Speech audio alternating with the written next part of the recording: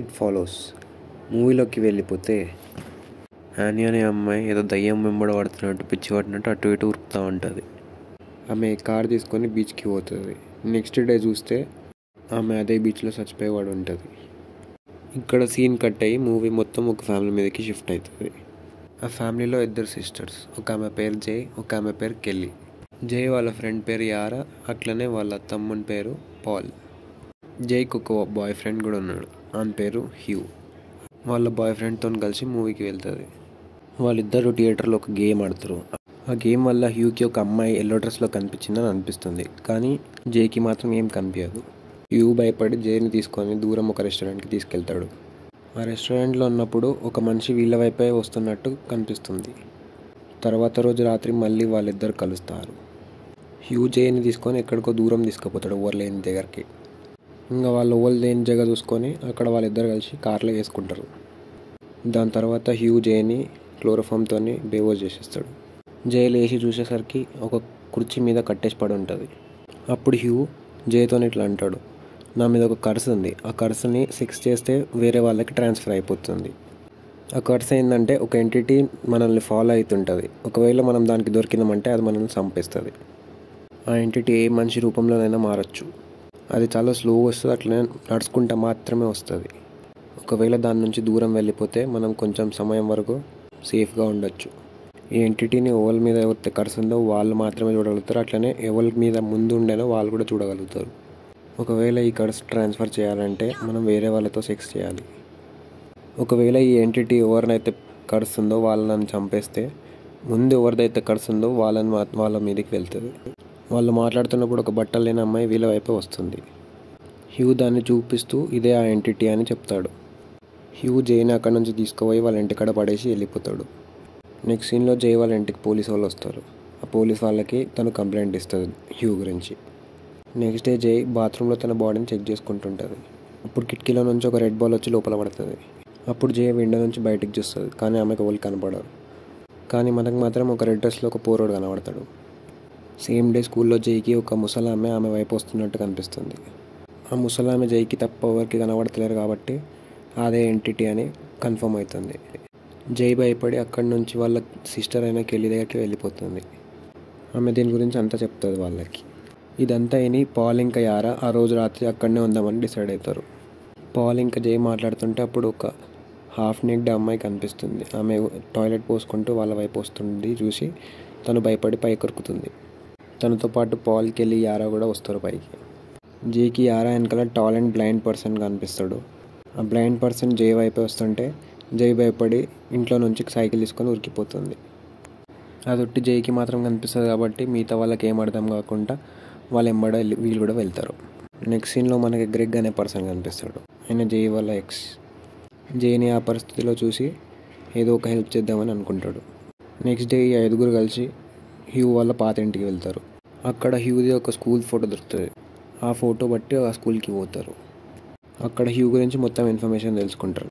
తన పేరు హ్యూ కాదు, జెఫ్ అని తెలుస్తుంది. అప్పుడు వాళ్ళు జెఫ్ వాళ్ళ ఇంటికి వెళ్తారు. డోర్ కొడితే హ్యూ వాళ్ళ మమ్మీ ఓపెన్ చేస్తుంది.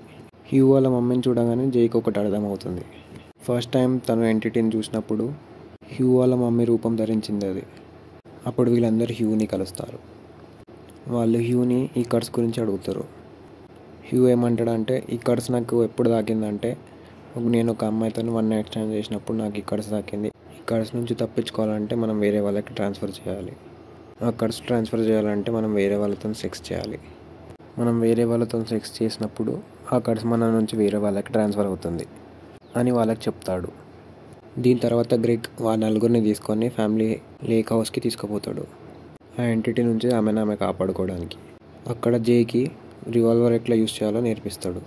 అందరు బీచ్లో చిల్ అవుతున్నప్పుడు ఆ ఎంటిటీ యారా రూపంలో వస్తుంది. ఆ ఎంటిటీ జై మీద అటాక్ చేస్తుంది. జై ఆ ఎంటిటీ నుంచి తప్పించుకొని ఆ ఎంటిటీని షూట్ చేస్తుంది. ఆ బుల్లెట్ తాకంగానే ఆ ఎంటిటీ కింద పడిపోతుంది, కానీ మళ్ళీ లేచి ఆమె వైపు వస్తుంటుంది. ఆ ఎంటిటీ మళ్ళీ సెకండ్ టైం ఇంకో రూపం చేంజ్ చేసుకొని రావడం చూస్తాం, ఒక చిన్న పిల్లగానిలాగా. ఈ ఎంటిటీ నుంచి తప్పించుకోనికి జై గ్రెగ్ది కార్ తీసుకొని దూరం పోతుంది, కానీ కొంచెం దూరం పోయేసరికి తనకు ఒక యాక్సిడెంట్ అవుతుంది. నెక్స్ట్ సీన్లో జై హాస్పిటల్లో ఉంటుంది. వాళ్ళ ఫ్రెండ్స్ అందరు కూడా అక్కడనే హాస్పిటల్లో ఉంటారు. ఆ కర్స్ నుంచి తప్పించుకోవడానికి జే గ్రెగ్తోని అక్కడనే హాస్పిటల్లో సెక్స్ చేస్తుంది. దాని తర్వాత 2 రోజుల వరకు ఆ ఎంటిటీ ఎవరికి కనిపించదు. దాంతోనే గ్రెగ్ అది ఫేక్ అనుకొని లైట్ తీసుకుంటాడు.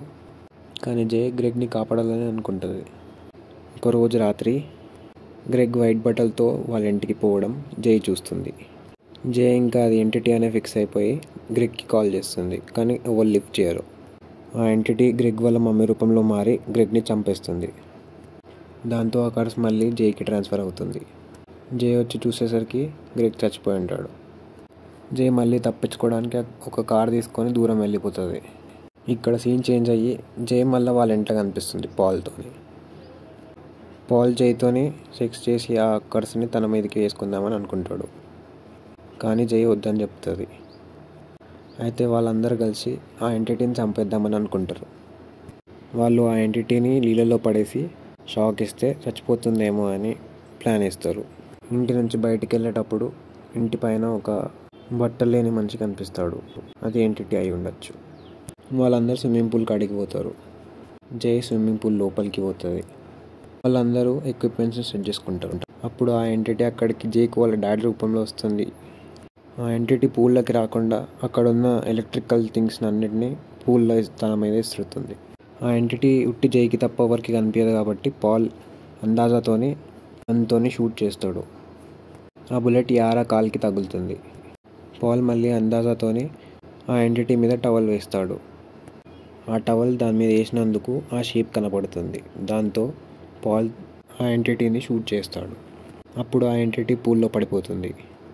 పూల్లో పడంగానే ఆ ఎంటిటీ జై కాలు పట్టుకుంటుంది. జైని ముంచి చంపాలని అనుకుంటుంది. పాల్ మళ్ళీ అందాజాతోని ఆ ఎంటిటీని షూట్ చేస్తాడు. ఆ బుల్లెట్ ఆ ఎంటిటీకి తగలడంతో జై పూల్ నుండి బయటికి వచ్చేస్తుంది. పూల్ మొత్తం రక్తం అయిపోతుంది. ఆ రోజు జై ఇంకా పాల్ సెక్స్ చేసుకుంటారు. సో దట్ ఆ కర్స్ పాల్కి ట్రాన్స్ఫర్ అవుతుంది. దీని తర్వాత పాల్ మనకి ఒక ప్రాస్టిట్యూట్ ఏరియాలో కనిపిస్తాడు. ప్రాస్టిట్యూట్తో సెక్స్ చేస్తే ఆ కర్స్ ఇంకా ముంగడికి వెళ్ళిపోతుందని అనుకుంటాడు. కానీ తను సెక్స్ చేస్తాడా లేదా అన్నది మూవీలో చూపించరు. మూవీ లాస్ట్ సీన్లో జే ఇంకా పాల్ చేతులు పట్టుకొని నడుస్తుంటే వాళ్ళ వెనకాల ఒక మనిషి వాళ్ళని ఫాలో అవుతున్నట్టు చూపిస్తారు. ఇక్కడికి మూవీ అయిపోతుంది. మీకు ఇప్పటివరకు నచ్చిన బెస్ట్ దయ్యం సినిమా కామెంట్ చేయండి. మరిన్ని వీడియోస్ కోసం లైక్ అండ్ సబ్స్క్రైబ్ చేయండి.